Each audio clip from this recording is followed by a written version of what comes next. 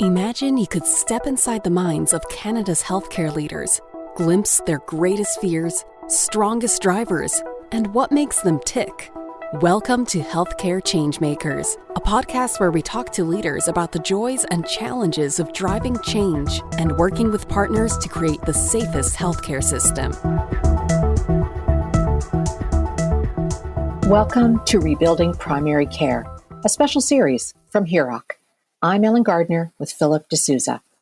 We're delighted to partner with the Association of Family Health Teams of Ontario, AFHTO, to highlight the work of several amazing primary health teams. Today, we're speaking with Mackie, Executive Director of the Delhi Family Health Team, Roxanne Pierssens-Silva, Clinical Services Manager and RPN on the Delhi Family Health Team, and Rebecca Spencer-Knight, Nurse Practitioner on the Delhi Family Health Team. Migrant workers constitute a large portion of the workforce in rural Haldimand-Norfolk and Brant Counties. In Haldimand-Norfolk, there are 204 farms that hire and house over 3,300 seasonal agricultural workers. The Delhi Family Health Team has traditionally provided primary care services to the workers and were the first people called when a case of COVID was reported. Within hours, they transitioned to a fully functional mobile team, and they never looked back. Using their cars, cell phones, and as much equipment and supplies as they could carry, Robin, Roxanne, and Rebecca attended to the physical, mental, and emotional needs of the workers who were isolated, spoke a different language, and were far from home. The experience of providing low-tech care in an unpredictable environment reminded the team of why they became nurses in the first place and the importance of looking out for each other. Migrant workers constitute a large portion of the workforce in Haldimand-Norfolk and Brant Counties. Can you just talk a little bit about that population, what they do, where they live, where they come from? So this is Robin. I will start by stating that the Seasonal Agricultural Worker Program here in Norfolk is one of the largest programs in rural communities. We have I believe it's over 3,300 roughly seasonal workers that come in from roughly May through till October each year. We've been running a seasonal agricultural worker program for primary care since approximately 2007, where we offer 2 to 3 evenings, two evenings and maybe one afternoon or morning a week. So we have been working with the workers for a number of years, providing their primary care in our community. Did things change dramatically with the arrival of COVID? What started to happen as COVID arrived in Ontario, and maybe if it did start to move towards the agricultural sector? I'm going to introduce Roxanne. She can speak to a little bit about this.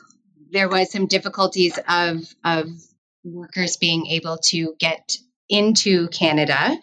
There also was, for us, seeing our patients that we serve, that we had to go more virtual, which had its difficulties on itself. And this is something that we'll talk about in our lessons learned.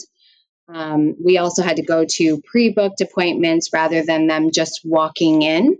A lot of the individuals don't have cell phones and so on. So there was a lot of barriers that we did see this year for those being able to access primary care.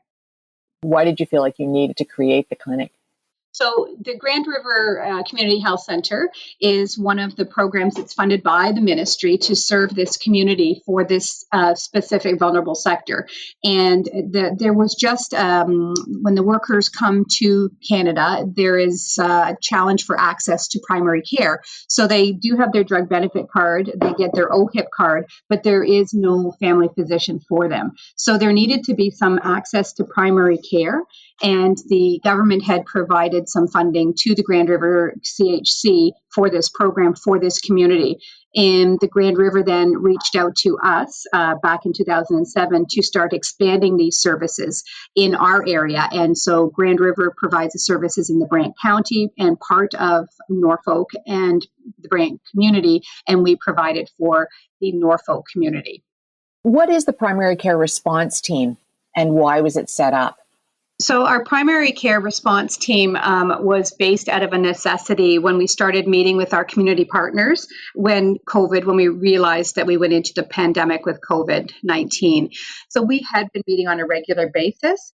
And on one specific date, we found out through our regular meetings that there had been some workers in the fields that had become positive.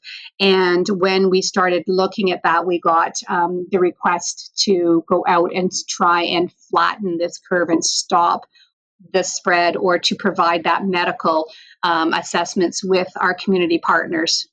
You seem to transition very well from being a response team to moving to mobile. What was that like for the team?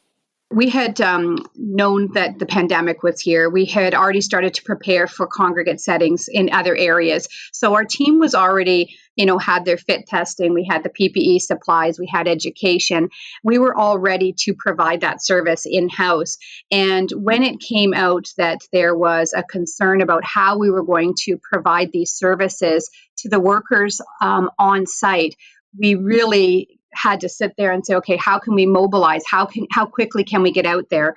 And we literally on a Saturday morning when we got the call, we were asked if there was any way that we could start seeing these workers. And we said yes, for sure. And originally we thought they were going to come here to our clinic. And then we recognized very quickly that because of a lot of things that we can talk about later regarding their culture and the ability to have the primary care services, we recognized with public health to be able to go out and provide those healthcare services on site was going to be the best option. So within, I would say, 20 minutes, I was on the phone calling my team. We all have each other's personal cell phone numbers. And when I started calling them and saying, hey, you know what is your availability? Can we start going out to these farms like within the next couple hours? I had no doubt that the team was going to respond in a positive way. They have such dedication to not only patient care, but to this community. And they were ready to go within 2 hours. And we knew at that point that our primary care response team became a primary care mobile response team within 2 hours. And once we started becoming mobile, we never really looked back because we realized that was the best care for this the seasonal agriculture workers and probably some other groups in the future. It just became such a good avenue for providing this primary care that we just stayed with it. When you talk about becoming a mobile team, I imagine this, van outfitted with all your equipment and devices and medications that you need and just getting on the road. But was it that coordinated, or was it really everybody in their own cars convening somewhere? Yeah, no, I'm going to let Rebecca speak to that one because, remember in rural community, it's pickup trucks out here. So I'm going to let Rebecca speak to that. Hi, it's Rebecca here. So the idea of having a beautiful van outfitted for mobile service is a wonderful thought and not the reality for us at this time. We did very much use our own vehicles. Our trucks were full of PPE and the equipment, medications, medical supplies that we needed for these workers. We did try to designate, the clean truck and the dirty truck, for lack of a better term, in order to keep our supplies clean. Any contaminated PPE we had removed had gone into separate locations and keeping everything separate and safe for all of us and the workers as well. This, I'm sure, is something you're thinking, yes, we are going to continue to do this in the future. We definitely did learn a lot, and we really needed to lean on each other to make sure that nobody really burnt out. And I think the best thing about this is that not one of our workers became ill during this time. There was a lot of self-monitoring, a lot of safety that was put in. And I'm going to refer back almost to, when you put your oxygen mask on first to be able to make sure that you can still provide to others. And certainly my role as the executive director was to make sure that this team felt safe and that they were well before anything else so that they could provide the great service that they did to these workers. Had you dealt with a crisis like this before, Robin? And what were some of the key things in terms of the team being resilient when you were really called to respond to a crisis like this? So I think I can say I've been a nurse for over 25. I'm going to say coming up to 30 years, and I have never seen anything like this. Even when SARS hit back years ago, we've seen nothing. We've seen nothing like this in this community, and it's funny because I really didn't have any doubt about the team. I think when I got here years ago, I recognized the strengths within this team and the dedication that they have, and they just needed that support to know that no matter what, that their leader was going to have their back. And I know a couple times in the field, some of the staff would give me a call at night and say, "Hey, did I do something wrong here, or maybe I should be doing this?" And I would support them 100%. So I think the resiliency of our team was knowing that no matter what happened, I was going to have their back, and we were going to have each other's back too. So not only, if Rebecca was out there at 9:30 at night, if she wanted to call after hours, she knew that I was going to pick up the call. She knew that Roxanne was going to pick up the call. During those times, and this happened before too. We had some really significant team building events prior to the event happening. And I think that relationship issue and that trust and respect for one another was there. But I'm going to pass it over to Rebecca or Roxanne. Absolutely, it's Rebecca here.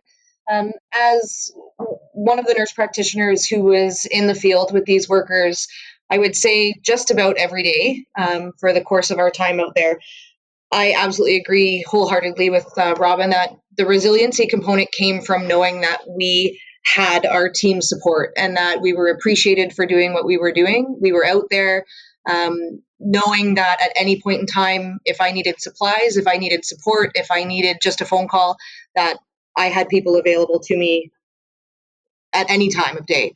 We also very much shared a common goal with our focus on being the priority of the health of these workers.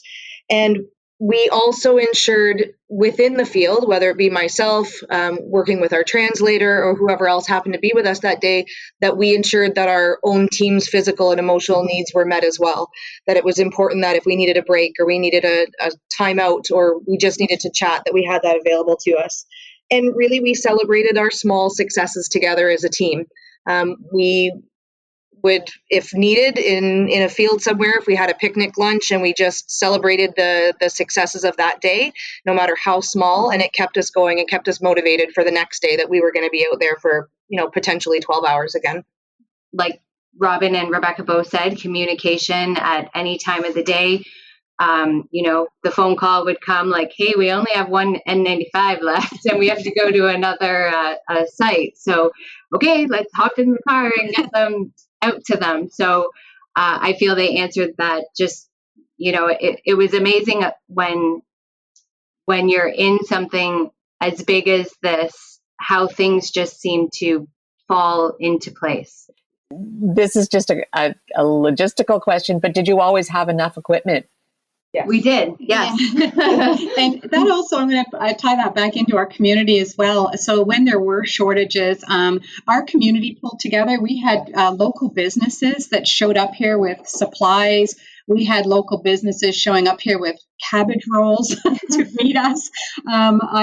I have to tell you this, when you talk about rural community, we couldn't have done this also without the support of the community and the receptiveness of the farming community, right? So again, we did not meet resistance. We were very much welcomed. And again, we weren't perfect. Nobody's perfect in any of this. And sure, there was opportunities where there could have been frustration and communication concerns, but it was really interesting because we all knew we were, like Rebecca said, we had the same goal. We were paddling in the same direction. So despite the turbulent waters, we knew where to go. And we knew that our team and everybody in our community was behind us. And it was really to make sure that we could get the seasonal agriculture workers the best care they could and early intervention to allow them not to get to a point where, like I said, with this COVID-19 really does wreak havoc on vulnerable sectors. In your presentation at the AFHTO conference, you said that what started as a professional and moral obligation to attend to the needs of our community and its members became a lesson in culture, quality care in an unpredictable environment, organization in the face of chaos, and collaboration between our community members. So you were coping with things changing all the time and a very chaotic and challenging situation. And then there was the cultural component as well. So can you tell me about that? Why was the cultural factor so important here? For the seasonal agricultural workers that we were dealing with and working with closely, I mean, they were away from their families in another country with a significant language barrier as well as a cultural barrier. And it was so important for us to recognize that their emotional and mental health needs were just as important during this time as their physical needs.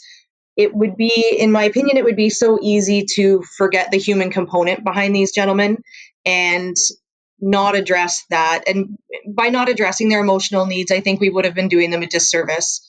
We very much were a third-party health provider for them, in meaning that we weren't working with public health, we weren't working directly with the farmers, but we were there for the gentlemen themselves. And by doing that, we were able to, over time, build their trust. They were able to share with us some of their own personal experiences, not just from the pandemic, but from their experiences at home, and kind of regroup for what their family life was at home and meet with them more on a personal level.